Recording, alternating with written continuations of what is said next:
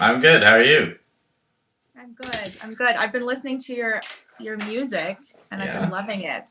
sweet. I've been getting through the 2019 album and um, just listened to In the Nick of Time, which was 2020 release, right? Yeah, in March. The In weekend March. before COVID, we got in the studio. Oh wow. So in the nick That's of time, you could say. that's meaningful. Yeah, Yeah. yeah. So Looking back. that's where that title came from. Oh, okay, you named it afterwards. Yeah, Okay. um, yeah. Because there's two tunes in that track. The first one, I don't even know what the first one is called anymore. I didn't write the first one. My bandmate Thule did, the other fiddle player. Yeah. But the second one is called Behind the Wheel, and I wrote it for a Mother's Day gift. Aw, Yeah, yeah, that's so cute. Do you want to introduce yourself a bit? yeah. Okay. Yeah, so I'm Karson. I'm living in Charlottetown, PEI. I'm originally from Ottawa. That's where we met. Back in the Ottawa U Orchestra party days. Back in the before times. Yeah, back in the day. Yeah, so I moved to PEI to teach. I was asked to move here by Law and McQuaid. So I did. I literally decided, like, I was asked out a gig, and then I was like, sure, why not? So here I am. Been here for just like 2.5 years now, and it's going really well. Got a band on the way. Got that started pretty much as soon as I got here, which is pretty awesome. And the student caliber here is fantastic for the little kids. So I'm having a blast with that. Yeah. So you were asked to do like one gig and it kind of took you there and you ended up staying, or did you know you were going to stay that long? Well, I was on vacation here and I needed gas money to get home, so I did a gig. So, so I have a cottage on the western side of the island, and I used to come here as a kid every summer and stuff. So I was here for the cottage and had a little tiny gig with a friend of mine, Jesse Perriard, who's a guitar player here. And the lessons coordinator from Long McQuaid was there because she found out I was on the island, and then she just jokingly asked because they needed fiddle teachers if I would ever move back here because I went to school here for music. If I'd ever move back to teach, and then I just literally decided kind of on the spot, yes, and Wow. yeah, It just felt right in your yeah. body at the Well, time. I Yeah. knew there was going to be a lot of students, and Jesse Perry, the guitar player I was playing with that gig, his band had just kind of disbanded after a really long run. They did 10 years together and toured everywhere. So I knew I was kind of looking to maybe start a project with him, and then we started InnEcho together with two others, and then kind of never looked back since. Wow. Yeah, So, but you're from Ottawa, right? yeah, Yeah, but you just kind of summered, so to speak, yeah. in PEI. Okay. hmm What's the connection there? Like, are your parents from PEI? My grandmother's from PEI. Oh, okay. So Yeah, it's in the bloodline. yeah, and I have a lot of fiddle players back in the day in the family, so Okay. that's why I started playing as well. Yeah, wow. Okay, so many questions. So, the title of the band, do you like I Yeah, don't I'm always really fascinated by the names people choose for some yeah, reason. Um, is there a story behind that, or like definitely, where yeah, does that yeah. come from? Yeah. So we had a hard time trying to think of a band name. It took a long time. We did several little tiny, like almost 20-minute, 15-minute gigs, and we have a notebook that we pass around the crowd so we could get name ideas, and some of them were quite interesting. Um, but InnEcho was not one of them that was on the sheet at all. We tried because Gormla, the concertina player in the band, she's Irish. She's from Ireland. That's where she is now, actually. She's back home. But so we wanted to maybe experiment with an Irish language name, but the difficulty with that is only one of us could ever pronounce it. Um, so that's we kind of experimented with like one or two of those. Came really close to deciding on it, but then we came up with In Echo with one N originally, with echo kind of being the main word of it, because what like we're all four of us are from totally different backgrounds within traditional music, so we're always echoing everything we've learned constantly, and all the people we've learned from, kind of different accents we've learned from, basically. And then Thule and Gormla lived in a place called the Banbridge Inn our first year together, and that's where all of our rehearsals would take place. And we got a few noise complaints, so you could literally hear us outside the inn. So InnEcho, there it is. Oh, yeah. I love that. So many connections. Yeah. Yeah, I had a feeling there was a story behind it. Yeah, I like that name a lot. Okay, so do you want to maybe talk about like the makeup of your band? Like who's in it? What do they play? It's very unique ensemble, and you can really hear like in your music how diverse the different backgrounds are, and it's very sort of genre bending. So it is, yeah. Yeah, we were really lucky that because the four of us come from 4 different parts of the world, really. From Ottawa, Thule, who's the other fiddle player, she plays a 5-string fiddle and the cello. Cello, I guess, is technically her main-ish instrument, or it was growing up, and then she switched to, I guess, fidola, you could call it, or 5-string fiddle. So she's from Victoria, BC.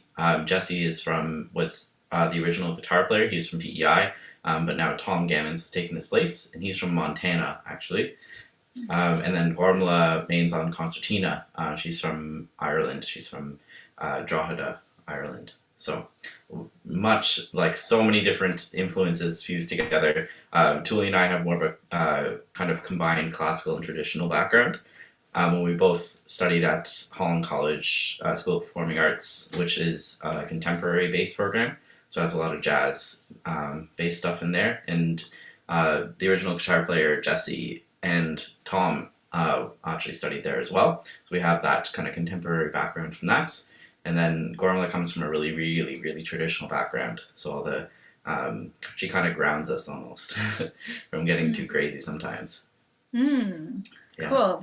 What does traditional music even mean? Like, for people who don't know, what does this mean? Because it seems like it seems like an umbrella term to cover definitely. Sort of a lot of different things, right? Because you could, like, someone who wouldn't know could almost say like, oh, is classical music traditional? Yeah. You know, like, what does this mean?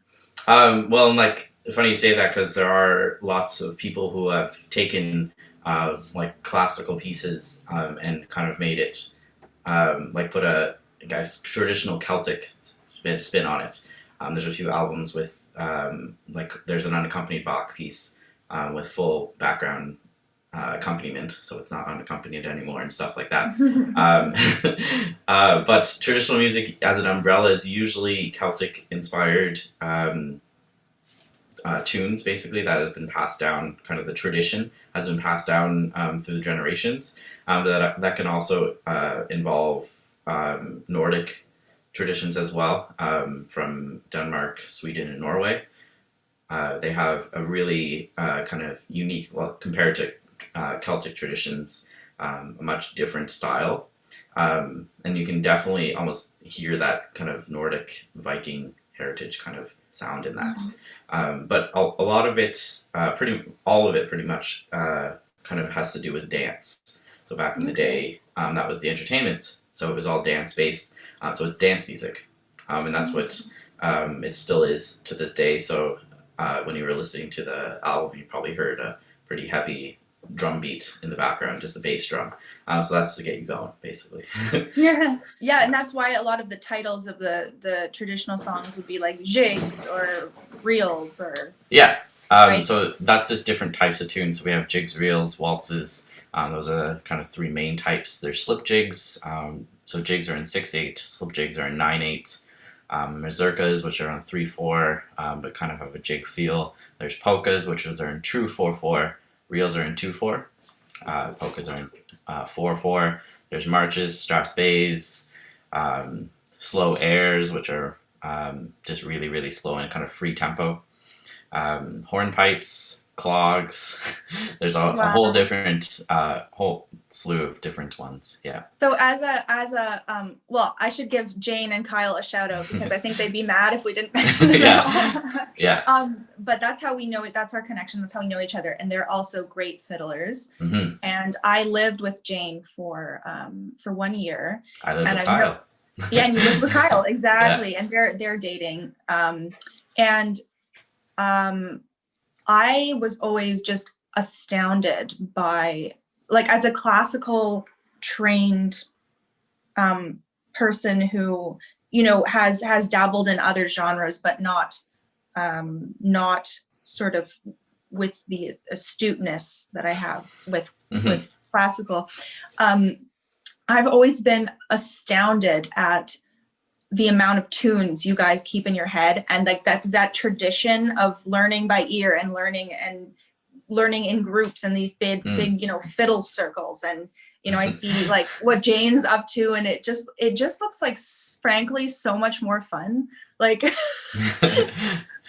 well, like, yeah, like that's the main difference I'd say between classical music and we call it trad nowadays. We're too cool for traditional. Yeah, that's so trad is the cool kid way to say it.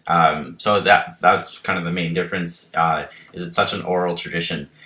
So if you listen to, there's some newer bands out of Scotland, and a lot of them have kind of like voice clips of their I guess elders in that, and kind of talking about the tradition and how they used to teach it to like bagpipers. And a lot of it was you learn how to say the tunes before you learn how to play them, because it is a lot like an accent. And if you can sing it, you can play it. So wow. Yeah. I definitely kind of sing with my students a little bit. Yeah. Just kind of like the feel of the rhythms and stuff like that. So like with like a jig rhythm, like da da da da da da da da dum, kind of something like that. Right. So like as a classical player, you see 6 8, and you say 1 2 3 4 5 6. Right. When it's da da da da da da da da da. Right. I love how straight you just did that. 1 2 3 4 5 6. Yeah. Okay. Wow. Yeah, because, you know, one of the things we talked about when we were chatting about this is I was saying to you that you know, I have my ads for teaching on Kijiji and all of this, and there's been multiple times where someone, you know, I try to make myself available to teach other types of music as well, but there's been multiple times where someone has approached me saying, you know, I'd really like to learn how to fiddle, and I find myself like trying to think of, you know, where to start with them. And I find myself always approaching it from such a classical point of view. I'm like, oh, where do you get fiddle books? And, you know, all of this, which I'm sure can be helpful, but I don't have that background, that like, I wasn't steeped in that culture where, you know, you're all jamming late at night, and it just sort of comes into you by osmosis, right? It is a lifestyle, 100%. That's what I want to name this episode. I'm going to write this down right now. It is a lifestyle. It is a lifestyle, 100%. So, like, I listen to trad music day in and day out. I don't really listen to songs with words. A lot of my friends say that. So if like I don't listen to much pop music or anything like that. And like I find like connection with traditional music so much stronger to me. But I'm definitely a huge music nerd, so I'm not listening to necessarily like just a fiddle and a piano or a fiddle and a guitar all the time. I'm listening to kind of bands that have formed that have like really intricate harmonies, counter melodies, rhythm sections, stuff like that. Because the kind of new wave of traditional music has gone in that direction, adding so much more to the music, and I find that's super interesting. Just to see what everyone's doing with the older style tunes, and bringing like a new spin on it with modern influences and stuff like that. But with teaching, it's hard because I am classically trained as well, although I'm definitely not a classical violinist. I was for like a hot second maybe in high school, but a hot second, you just did a quick arpeggio and then you were like, well, I went to Canterbury, so that's where I get my classical training from, and then I had a classical violin teacher when I was in college studying music, But I would always, when I would end up in the practice room, I definitely play more tunes than scales and studies and stuff like that. But it brought like a whole new kind of appreciation to music as a whole, studying classical music. But coming from a teaching perspective, with my fiddle students, I kind of let technique almost get in the way sometimes when I'm teaching, and then I have to kind of bring myself back to know they need the feel. That's equally as important. So I almost kind of bounce back and forth. Like one lesson might be technique based, and then the next lesson, because I play guitar as well, strictly. I don't play much anything else except for backing up fiddle tunes. So I'll bring my guitar in, and then we'll jam for half an hour, just so they can kind of get the feel of playing the tune 3 times in a row rather than just the one time, and going from tune to tune and making their own sets and stuff like that. Because as fiddle players, we don't just play a reel and then call it a day at that. Usually a set's made up of at least 3 tunes, and you're playing these tunes at least 2 to 3 times, sometimes even more, and kind of doing little tiny differences between each time through the tune. Okay, what kind of differences would you do? So you might do, like, let's say you're doing a jig, and the bar has 6 different eighth notes in the bar. Maybe the second time through, instead of doing 6, you might do 3 eighth notes and a dotted quarter note the second time through. Just little rhythm things, melody variants, maybe throwing in a slightly different melody, adding different ornaments. So we have a lot of different ornaments, little Christmas decorations that's how I explain them to my kids. So we have cuts, which is, instead of a quarter note, you go da-da-da-dum. So it's 2/16 and eighth, instead of a quarter note. Okay, yeah. And then we have rolls, which are a series of grace notes. So you have your home note, let's say it's a first finger, and then you're going up 1, back to that, down 1, and then back. So it's 5 notes in total. Da-da-da-dum. Kind of like a mordant or something. Yeah, Okay. exactly, yeah, Okay. yeah. So those, they're kind of optional, so that you don't want to put them all over the place, or else they're not really special anymore. Yeah, much like Baroque tradition, right? Mm-hmm. Okay, yeah, very cool. So what would the best way for someone like me, if I'm approached by a student, other than just refer them to you, which would probably be the best thing to do, how would someone like me go about starting someone on fiddle? So as a teacher, coming from like pretty much just classical, I would listen to as much fiddle music as you can, and try to learn a few tunes by ear, kind of even before you try to teach the tradition, because that's where you're going to pick up, you can call it like an accent. So you're kind of, maybe you can compare it to a fancy British accent that you're playing with, and you need more of an Irish accent. Yeah, try to learn a few tunes by ear. You need to sound like you've had a few beers, basically. Yeah, definitely. Yeah. Maybe stay up late a few times, and then teach by ear as well. So the tunes that you pick up by ear, teach them by ear. So because if you're reading something, like I'm just like you, we can both read music. So if I read a tune and I can read it and I can play it pretty much right away, because they're all quite simple. And then I'll go away from that, and then I won't remember it 5 minutes later, because I've just basically read a book. But if you learn it by ear, then you're going to remember it, and you're going to remember that melody, and you're going to be able to sing it in your head. So that's a big part of it.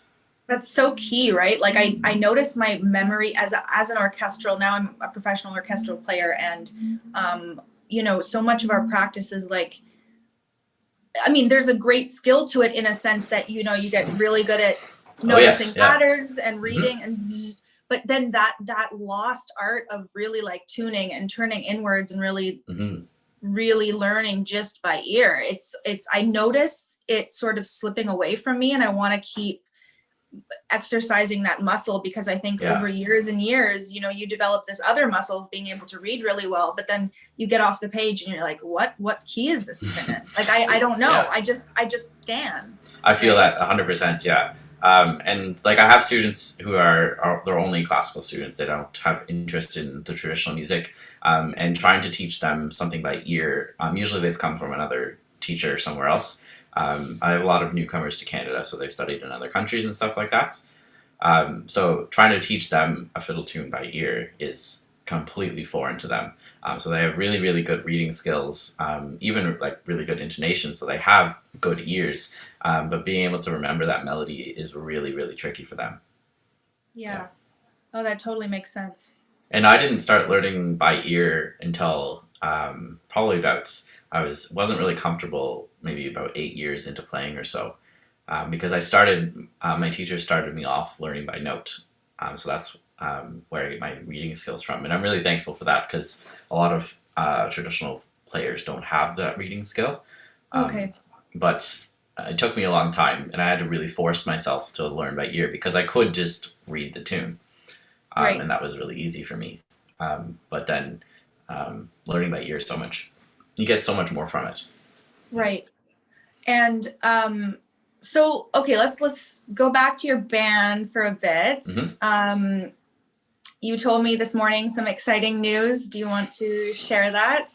Yeah, we've been nominated for Music PEI's Instrumental Recording of the Year.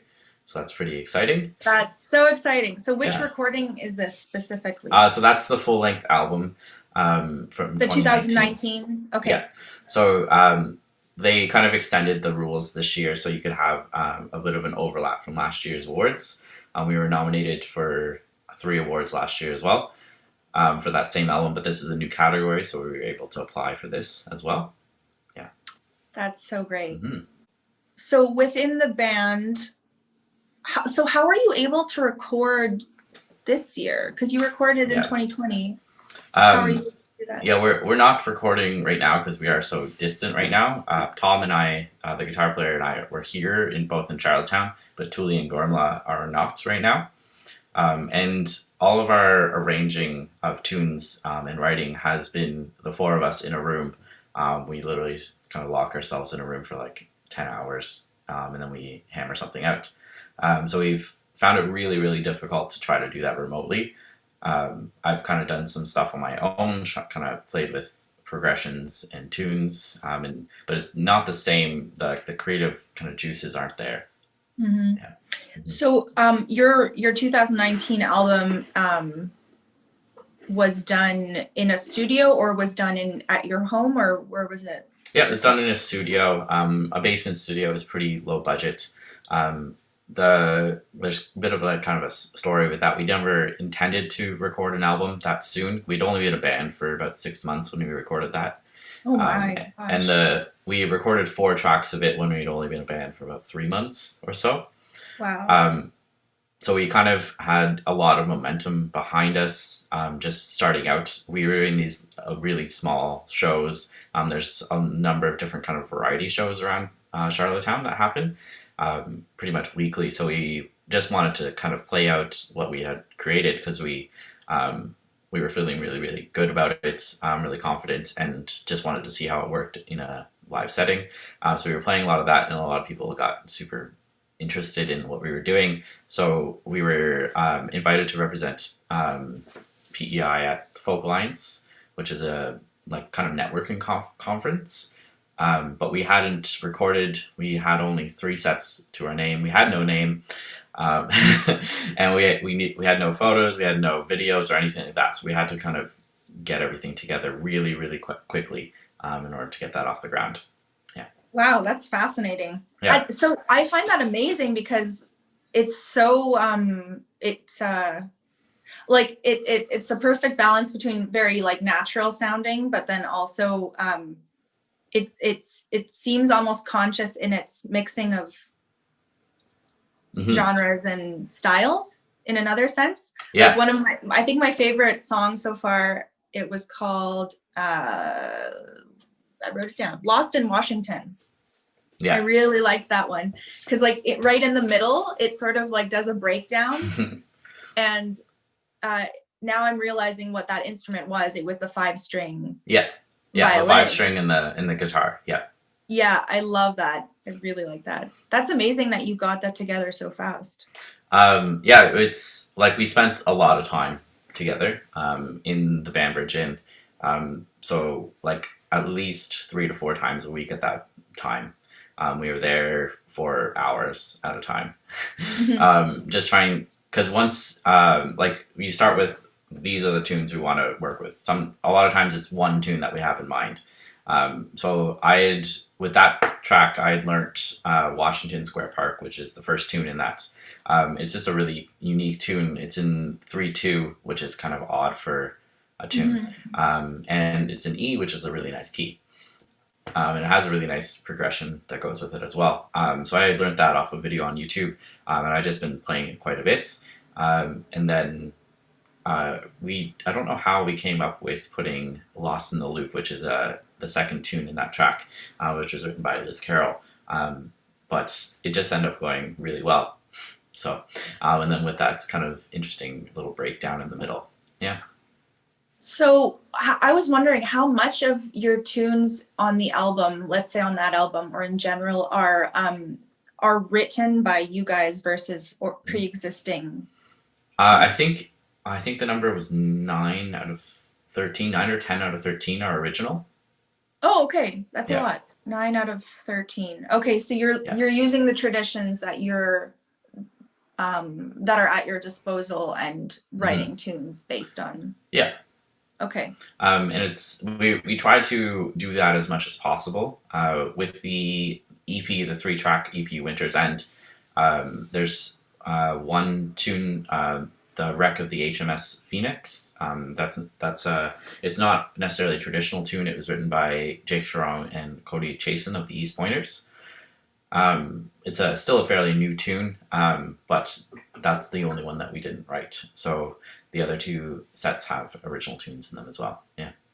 Wow, so cool. And so what's the process for writing? How does that is one person more active with composing and writing tunes, or is it like a big jam session that just turns into something? How does that work?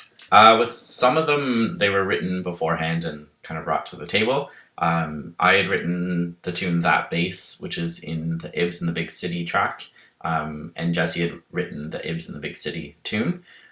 So we had both written those beforehand, and they both just happened to be in F sharp minor. So we put those together. F sharp minor, brave, yeah. brave. F sharp is probably one of my favorite keys. F sharp minor, not major. We're not crazy here, but but yeah, it's probably one of my favorite keys to play in. It's just really kind of groovy, and you can put the D major chord in there, and it sounds really, really nice. But yeah, so we had written those tunes before InnEcho had even been thought of, and then a tune like G for Ghislaine, it's a polka written in G major, and we just needed something to go in front of the E major polka that we had already. We had kind of tried a few other tunes. They didn't really fit all that well. So Gorma and Thule and did I help write that? I think I helped write that. I think I'm on the credits. So we just kind of started fooling around with literally G arpeggios. That's almost what the whole tune is a big arpeggio over and over again. And the good thing about polkas is they're just so driving, so they can be so simple. The kind of point of them is to play them really, really fast. So we wrote that one together, just kind of hanging out, throwing ideas off of each other. So it's really also kind of a mix. There's no tunes we've written as the 4 of us. Usually we bring tunes to the table that we've written ourselves, though, and then we arrange them. Band, like before you've written before the band formed, or sort of on your own time. It's kind of a mix of a few things. Some of the tunes have been written before the band even started. Some of them are written kind of as we go. 275 from Winter's End was written because Tom sent chords to Thule, and then Thule wrote a tune to go with the chords. So, yeah. It's really a labor of love from everybody combined, teamwork. Yeah. Mm-hmm. Yeah. And with the differing backgrounds, musical backgrounds, do you find that sometimes there are challenges with communicating or writing or anything like that? Not so much. Like we're kind of like we decided almost day one that every idea will be tried. Even if it's let's play Twinkle Twinkle 5 times, we're gonna try it. Um, not say we're going to do that, but every idea will be tried just to see. And some really good things have come out of that, where like even all four of us might be like, oh, doubt this will work, but then it ended up making the cut. So yeah. Wow, that's such a wonderful kind of mission or philosophy, Mm-hmm. because it kind of makes it so that people aren't scared to suggest things in rehearsal as well, right? Yeah. And because like we start with the bass tune, which is 16 bars long, and then we turn it into sometimes a 6-minute track. So there's a lot of different stuff going in there. So you need a lot of ideas, just to make it interesting, or so you're not just playing the same thing over and over and over again. Mm-hmm. That's great. And so what are some of your sort of long-term, have you thought about some of your long-term goals for this particular project? It's like we had a lot of goals and kind of a lot of projections almost pre-COVID, and it's almost like we just got the rug kind of ripped out from our feet. I've been hearing that a lot. We were just getting going. We had a nice tour lined up for this past summer across Canada. We were supposed to be going to Europe in March for a 3-week tour. So yeah, we literally just got kind of yanked out. That was our first real summer as a band, going really, really hard. Everything that happened in 2019 was kind of just gifted to us almost. It just kind of fell in our laps, all the gigs that we got, which were really, really fantastic opportunities. But we didn't expect any of that. And then we kind of worked for this summer. But hopefully that will keep on going. And we want to be like a music festival band primarily, and just have a lot of fun with it, travel a lot. Probably plans for an album in 2 to 3 years. We want to really take our time with the next one, considering everything has been really rushed up until this point. Even the EP, we arranged the 3 tracks probably in about 3 weeks, 3 to 4 weeks. So with the EP, were you still able to all meet in the same room and record that? Yeah, that was pre-COVID. So right. Yeah. Right, of course. Yeah, the 2020. Okay, thank God you guys got that in. Yeah. Yeah, we were literally the weekend before, so that was great. Yeah. Wow. Yeah. Wow. So so rehearsals, you guys haven't met for rehearsals since?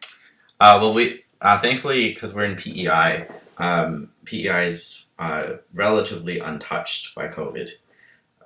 So this past summer, we were able to gig all throughout July before Gormla went home to Ireland.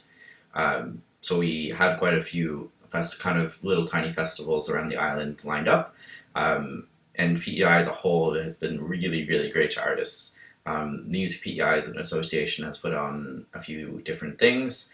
They're still doing a showcase for us, Music PEI Showcase, putting in a Folk Alliance slot, stuff like that, just to really kind of keep everything going.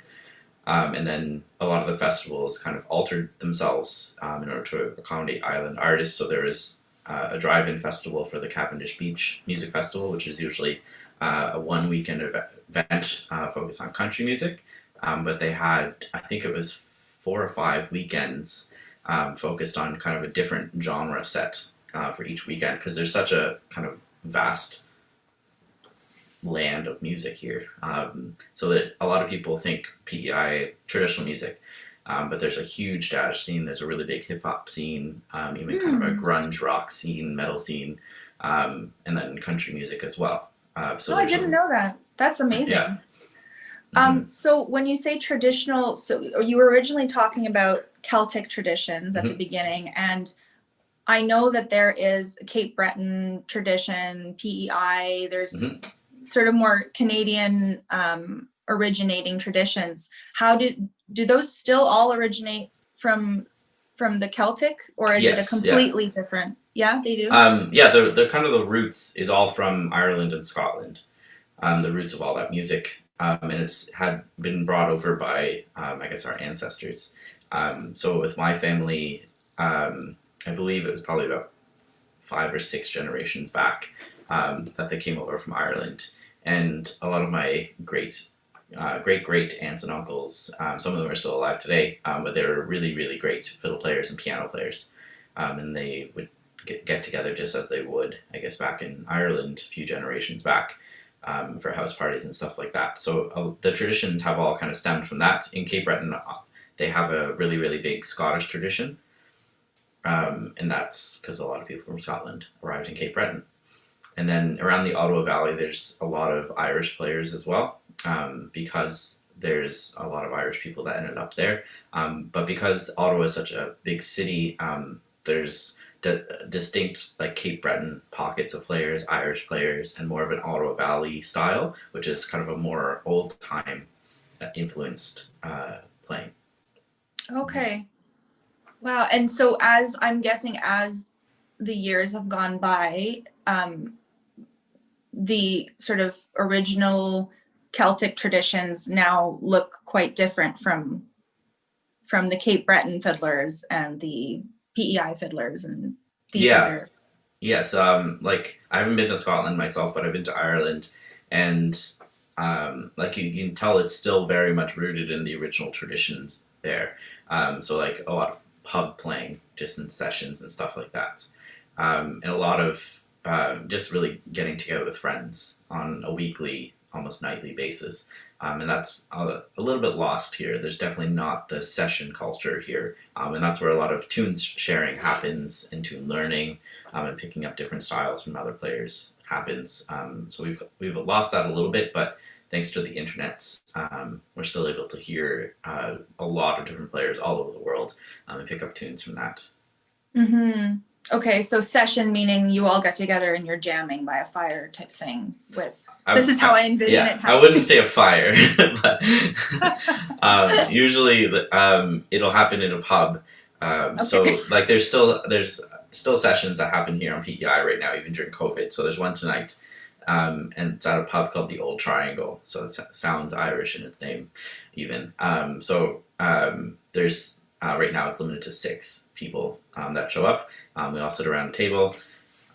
There's one, maybe 2 accompanists, but the rest are melody players. And someone starts a tune, and if you know the tune, you play it. If you don't, you don't. Wow. Yeah. And what's like the biggest session you've been to with the most people? With the most people, it's not necessarily more is better. I've been to some really, really large sessions. So here on PEI, because there are so many players, there's so many fiddle players, so many guitar players and piano players.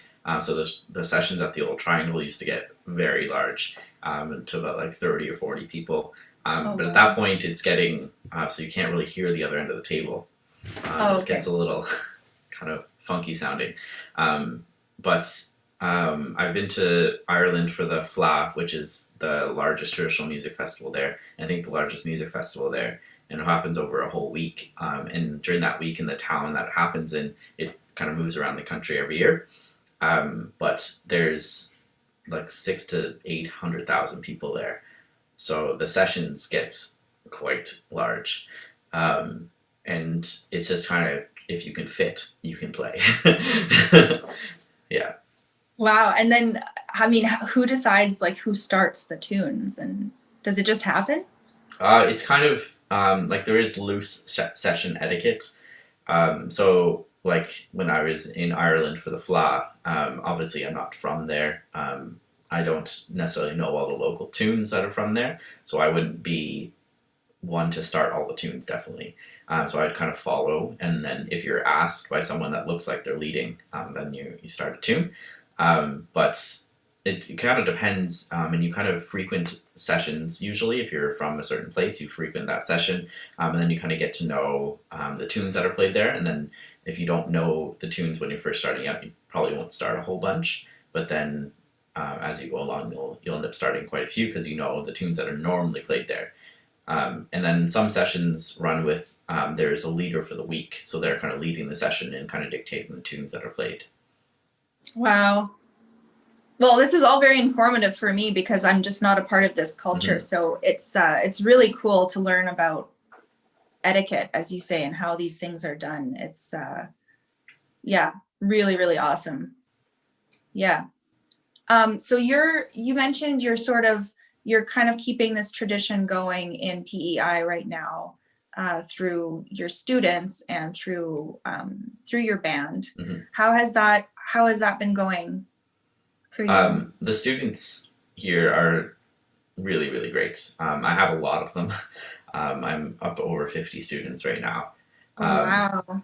yeah, because I teach both classical violin up to until a certain level, and then fiddle as well. So I have both kind of areas of students coming to me, and PEI is actually a hub of an immigration right now and has been for a number of years. So we have a lot of newcomers to Canada, and kind of the first thing they do sometimes is assign the kids up for music lessons. So I have a lot of kind of a constant rotation of students coming in, which is really, really great. And I'm trying to teach fiddle tunes to as many as possible, even if they don't really know what a fiddle tune is. So that's great. But I have a lot of students who are from PEI, and they've grown up going to Kaylee's in the summer with their parents. What are Kaylee's? What are Kaylee's? So Kaylee's can be kind of like a little concert. It's kind of a loose term. It can be a concert where you kind of pay admission and go see someone playing, usually a different person every week, or it could be like a kitchen party, stuff like that. Something to do with watching a fiddle player, usually. Okay. Yeah. So like a lot of these students have done that. I have some students who are fiddle players, but never learned to read music, never learned the proper way to hold the bow, hold the fiddle, never really experimented with using a shoulder rest before, stuff like that. So they want to learn those kind of basic techniques. And then I have classical students as well. So what's more difficult, would you say, like going from fiddle to classical or going from classical to fiddle, or does it depend? It's probably equally difficult. I went fiddle to classical, and I remember in my first lessons with my new classical teacher, I'd been playing for, I think, 5 years at the time when I started classical lessons. And I remember those first lessons, and I tried to play like a D major scale, like a 1 octave D major scale. And I didn't know it, but I was not playing straight quarter notes. I was playing everything swung. You were just too cool for school. Right. Basically, yeah. But it took a long time to kind of get that swing out and kind of be able to turn it on and off. And you can definitely probably still tell when I try to play a classical piece that I'm a fiddle player, although I definitely think it's much less obvious now. But I think, thankfully, so I started at Canterbury High School in grade 10, and in grade 10, the focus is Baroque music. And I feel like that, because it's so almost even, all the music is really, like it's cut and dry. There's not much going on in terms of like overexpression and stuff like that. So I think that almost helped me be able to kind of go from fiddle into classical. But going classical into fiddle, I've only really seen it done successfully once. Oh God, the odds are good. Like I don't know many people who have done it like and really, really embraced it. So like Kyle has done that. And that's, I think, like the only person that I know personally that has really, really done it successfully and really kind of embraced the trad music lifestyle, I guess. Because you really have to really love the music to be able to really play it. And everyone who plays fiddle music really loves it, or else they're not. You can definitely tell where they're not putting everything into the music. So, how can you tell? What are they doing? They just don't have the kind of the looseness with their playing, and they might not know as many tunes and stuff like that. Like when you put everything into it, like you have a pretty big repertoire, you might be able to like tell the chord changes and stuff like that. Yeah. How many tunes is sort of, let's say, average to good fiddler? How many tunes do they have in their head? It's said that if you know all the names of your tunes, you don't know enough tunes. I love that. So ballpark. I feel like Jane once told me she knew 300 tunes, and I was maybe dead. Like 3 to 5. I was #dead or so. That is crazy. I'm really not sure how many tunes I know. I'm trying to look on my computer right now because I Looking it write up. everything down. So like in my reels folder, oh god, there's a lot there. There's a few scrolls of the pages for the titles. So this is like, I mean, so you'll hear a tune, you're like, oh, I know that, and you just play it. You don't know what it's called necessarily. Yeah, like usually, like if I hadn't heard a tune for a while, I'll hear, I'll be like, oh, that sounds familiar, and then so at sessions, the tune isn't played only once. That only takes about 30 seconds. So that you'd have to know a lot more tunes if it was only played once. Usually it's played 3 or 4 times.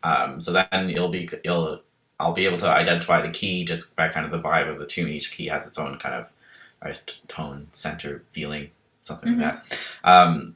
So then you can kind of like if it's in D, you can kind of literally fiddle around to try to find the tune if you've heard it before. And then usually by the second or third time, you'll be able to kind of come back into the tune like you learned it. And there's a lot of tunes that I've just, like if you were asked me to play them, I'd be like, oh, I don't know that tune. Just because I've picked them up at sessions. So by the third, fourth time around, I'll know the tune just by kind of recognizing the patterns and stuff like that in the music. But if you ask me to play it again without hearing it in a session, I probably wouldn't be able to play it. Right. So a lot of it is sort of learning on the spot by ear. Yep. Wow. Yeah. Yeah, that's really amazing. That's really amazing. And I think if it's amazing for me, it's probably mind-blowing for people who aren't even in music in the first place. Yeah, we get a lot of people, because PEI is a kind of a tourist hub in the summertime usually. So a lot of tourists will come and hear the session, and they'll be like, "Oh, how long have you been playing together for?" Yeah. And I might not know the person next to me. It's like a communal language. That's what it brings up for me. Like, Yeah, it's like it's like you have you come from different places, but you're all steeped in this culture and you have this understanding between you. Yeah, like with my band, like the 3 melody players, Gormla, Thule, and myself, we're from very different parts in the tradition. And when we play separately, part of our live show for a while was kind of showcasing each melody player because we have such different traditions. And you can really tell that when we play individually, but when we play together as a whole, it kind of all blends really nicely. Right, right, right. Wow. Okay, well, do you want to sort of recap like where people can find you and your band on social media and the albums you currently have out? Yeah, so you can find myself on Instagram at Karson Trad, and the band InnEcho at InnEcho Music on Facebook, Instagram. We're on YouTube as well, and on Spotify, iTunes, the whole lot. In is spelled with 2 N's, INNEcho. We have 2 albums, one album and EP out, self-titled InnEcho and Winter's End. We're up for a Music PEI Award Instrumental Recording of the Year this year, which is great. Yeah, you can check us out. Have a listen. Well, thank you so much. I've learned a lot talking to you. I really appreciate it. And I'll send you some more bands to listen to. Please do. That would be really great. Yeah. Thank you so much. There's a lot of great ones. Yeah. Yeah. Yeah. Sweet. Okay. See Bye, ya. Karson. See ya.